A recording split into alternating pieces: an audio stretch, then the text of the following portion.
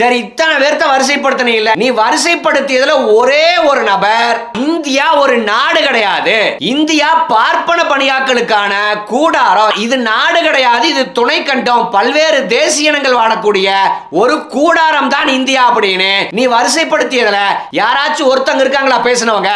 இதுல என்னன்னா விவரமாக பெரியார வெறுமனே சாதி ஒழிப்பு, பகுத்தறிவு இப்படி எங்கேயவரா? ஏன் இந்த அடையாளத்தை மட்டும் கொண்டு வர்றான்னா வெறுமனே சாதி ஒழிப்பு அப்படின்னு சொல்லிட்டா பெரியாருக்கு ஆல்டர்னேட்டிவா இங்க ஒரு 2-3 பேர்த்த காமிக்கலாம், பகுத்தறிவுன்னு கொண்டு வந்துட்டா பெரியாருக்கு ஆல்டர்னேட்டிவா 2-3 பேர்த்த காமிக்கலாம். ஆனா ஆரியத்தை எதிர்த்த, பார்ப்பனியத்தை எதிர்த்த, ஆரிய பார்ப்பனிய இந்திய கட்டமைப்பை எதிர்த்த, டெல்லி வல்லாதிக்கத்தை எதிர்த்த தந்தை பெரியார் அப்படிங்கிறது தான் பெரியாருக்கான முதல் அடையாளம். இதை சொல்ல மாட்டான். ஏன் பெரியார் மட்டும்தான் இந்தியத்துக்கு எதிராக இருந்தாரா?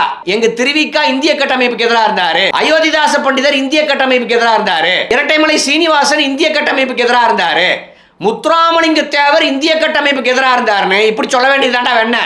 ஏன்னா அவனால சொல்ல முடியாது. இதுல என்னன்னாங்க, இவன் வரிசைப்படுத்துறதுல பெரும்பான்மையானோருங்க பிரிட்டிஷாரை எதிர்த்து போரிட்டவர்களாகவும் பழங்காலத்து மன்னர்களாகவும் இருக்காங்க.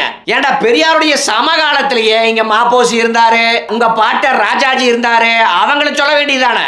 ஆக இவன் சொன்னா பாத்தீங்களா, பெரியார் சிலைக்கு மாலை இடுவது போலவே தமிழர்களான இவங்க சிலைக்கு மாலை இடணும் அப்படிங்கிறது மூலியமாக பெரியார் தமிழர் அல்லாதோரு, தமிழர் அல்லாத பெரியாருக்கு மாலை போடக்கூடிய நீங்க தமிழருக்கு மாலை போடுங்க அப்படின்னு விஜய் கிட்ட பிச்சை எடுத்துட்டு இருக்கான்.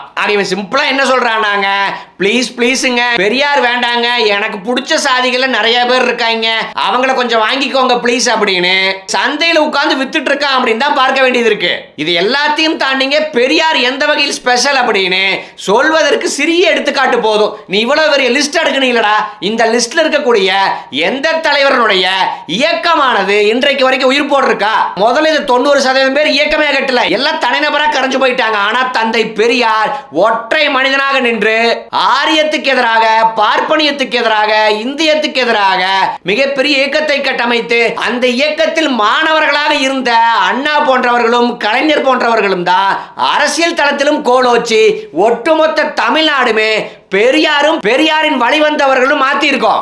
ஆக நீ காலத்துக்கு இப்படி முக்கலாமே ஒழிய பெரியாரும் பெரியார் வழி வந்தவர்களும் சாதிச்ச பிடித்த இடத்துல ஒரு அரையண சென்ட கூட நீங்க எவனும் முடிக்க முடியாது. இப்ப தெரியுதாடா பெரியார் எந்த வகையில் வித்தியாசப்படுறாருன்னு. திருவிக்காவுக்கு ஏதாவது இயக்கம் இருக்கா? முத்துராமலிங்க தேவருக்கு ஏதாச்சும் இயக்கம் இருக்கா? இயக்கம் சாதி இயக்கம் இருக்கலாம், தமிழ்நாடு அளவுல பறந்துபட்ட மக்கள் இயக்கமா